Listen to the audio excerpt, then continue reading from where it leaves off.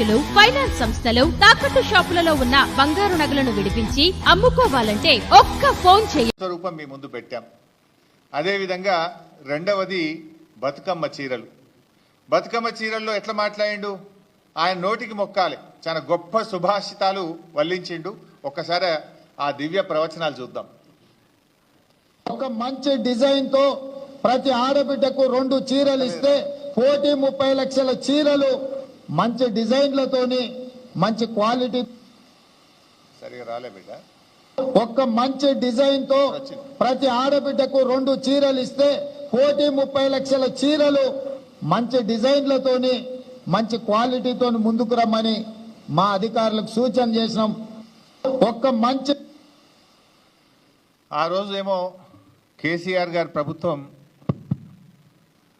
ప్రతి బతుకమ్మ పండుగ కూడా ఏ పేదింటి ఆడబిడ్డ కూడా పండుగ పూట పాత చీరలు కట్టుకోవద్దు, కొత్త చీర కట్టుకోవాలి, ఇటు చేనేత కార్మికులకు ఉపాధి దొరకాలని కేసీఆర్ గారు చీరలు ఇచ్చారు. ఏమన్నాడు రేవంత్ రెడ్డి గారు, చాలా మంచి డిజైన్లు ఇస్తాం, ఒక్క చీర కాదు 2 చీరలు ఇస్తా అన్నాడు. కానీ ఉన్న చీర ఎగబెట్టిండు కదా రేవంత్ రెడ్డి. మన తెలంగాణలో ఆడపిల్లల్ని మహాలక్ష్మిలుగా చూస్తాం. జనరల్గా ఆడపిల్లలకు కట్నం పెడతామంటే ప్రాణం పోయినా సరే ఆడపిల్ల కట్నం తప్పకుండా ఇస్తాం, చెల్లించుకుంటాం, వాళ్ళ మాట తప్పకుండా ఇస్తూ ఉంటాం. ఆడపిల్లకు మాట ఇచ్చి తప్పితే అది పెద్ద పాపంగా మనం తెలంగాణలో భావిస్తూ ఉంటాం. మరి అలాంటి ఆడపిల్లల్ని, మన అక్కా చెల్లెల్ని మోసం చేసినటువంటి చరిత్ర ఇవాళ రేవంత్ రెడ్డి గారిది. ఆ రోజేమో 2 చీరలు ఇస్తా అన్నాడు. 2 చీరలు కాదు కదా, కనీసం జాకెట్ పీస్ కూడా ఇవ్వలేన, జాకెట్ పీస్ కూడా ఇవ్వలే. పండుగ పూట ఆడపిల్లల్ని రేవంత్ రెడ్డి ఏ రకంగా బాధ పెట్టిండో, ఏ రకంగా మోసం చేసిండో, ఆయన డబుల్ స్టాండర్డ్స్ ఇప్పుడు మన మహిళల విషయంలో చూసాం. అదేవిధంగా మూడోది ఎల్ఆర్ఎస్ చూపిస్తానా.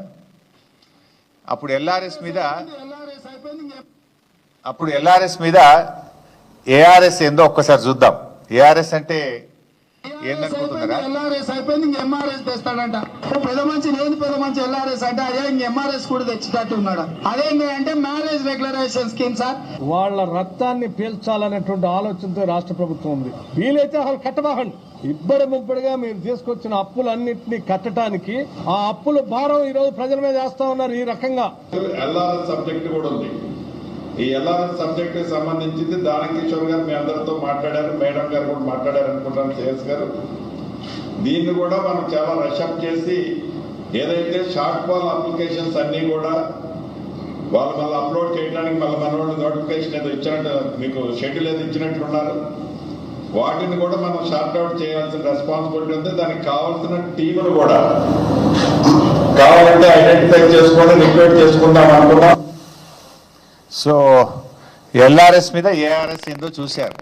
ఎల్ఆర్ఎస్ అంటే ల్యాండ్ రెగ్యులరైజేషన్ స్కీమ్, మరి ఏఆర్ఎస్ అంటే యనమల రేవంత్ రెడ్డి స్కీమ్. ఆ రోజు బీఆర్ఎస్ పార్టీ అధికారంలో ఉన్నప్పుడు ఎల్ఆర్ఎస్ ఉచితంగా చేయాలని, పేదల రక్తమాంసాలు పీలుస్తున్నారని, పేదలను ఉసురు పోసుకుంటున్నారని రెచ్చిపోయి మాట్లాడిండు రేవంత్ రెడ్డి గారు, బట్టి విక్రమార్క గారు, ఉత్తమ్ కుమార్ రెడ్డి గారు, కోమటిరెడ్డి గారు, సీతక్క గారు. ఇంకా అందరి వీడియోలు ఉన్నాయి, నేను టైం వేస్ట్ చేయదలుచుకో.